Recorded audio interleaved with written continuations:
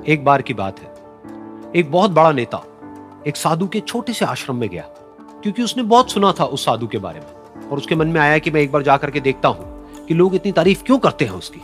तो जब वो उस आश्रम में गया तो वहां पर एक छोटा सा कमरा था जहां पर एक कालीन बिछा हुआ था। वहां पर कुछ लोग बैठे हुए थे नीचे और साधु जी सामने बैठे हुए थे। कुछ सवाल जवाब चल रहा था। तो जैसे ही वो अंदर गया, वो अकेला नहीं था, उसके साथ में 4 बॉडीगार्ड्स भी थे और उसको ये आदत थी कि जहां पर भी वो जाता था लोग अपनी जगह से खड़े हो जाते थे, उसकी तरफ देखते थे, हाथ जोड़ते थे, अपना सर झुकाते थे। लेकिन यहां पर ऐसा कुछ भी नहीं हुआ। साधु ने उसकी तरफ देखा तक नहीं, क्योंकि वो साधु किसी के सवाल का जवाब दे रहे थे। लेकिन नेता को इस बात पे गुस्सा आ गया। नेता को लगा कि ये मेरी बेइज्जती है।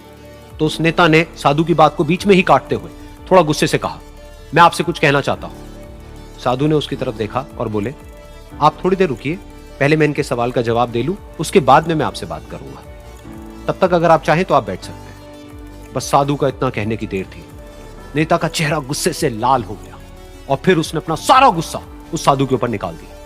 अभी तक वो नेता बहुत ही तमीज से बात कर रहा था, यानी कि आप कह करके बात कर रहा था। अब वो तू तड़ाक पे उतर आया। नेता ने उस साधु को कहा, तुझे पता भी है मैं कौन हूं और तू किससे बात कर रहा है?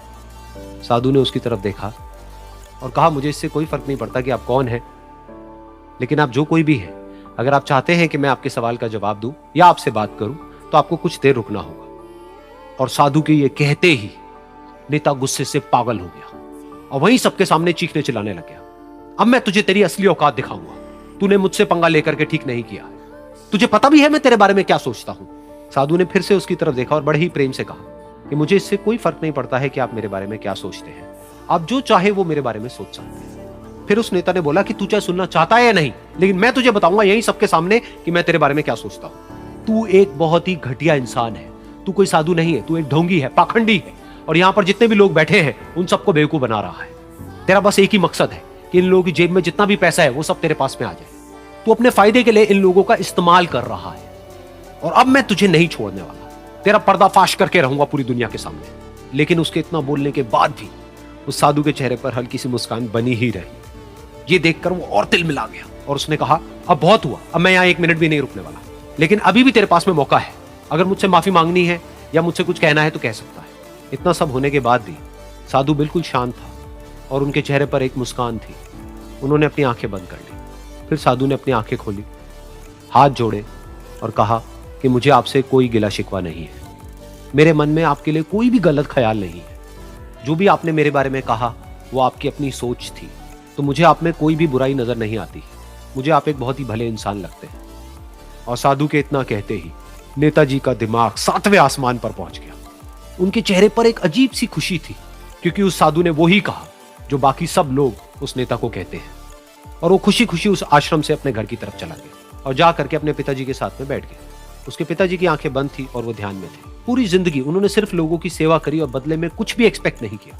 तो थोड़ी देर बाद जब उन्होंने अपनी आंखें खोली और देखा अपने बेटे को अपने साथ बैठे हुए, तो उनके बेटे के चेहरे पर आज एक अजीब सी खुशी थी जो आज से पहले उन्होंने कभी नहीं देखी थी।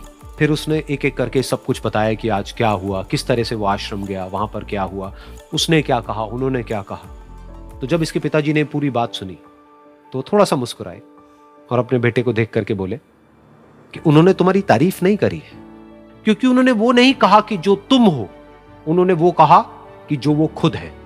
और तुमने जो भी कुछ उनको कहा वो नहीं कहा कि जो वो है, बल्कि तुमने वो कहा जो तुम खुद हो।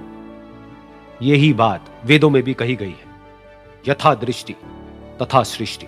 ये दुनिया तुम्हें वैसी नहीं दिखती है जैसी कि ये दुनिया है। ये दुनिया तुम्हें वैसी दिखती है जैसे तुम खुद हो। जिसकी नजर जैसी है उसके लिए ये दुनिया वैसी ही है। तो अगर तुम अपनी दुनिया को बदलना चाहते हो तो उसका सिर्फ एक तरीका है, अपनी नजर को बदलो।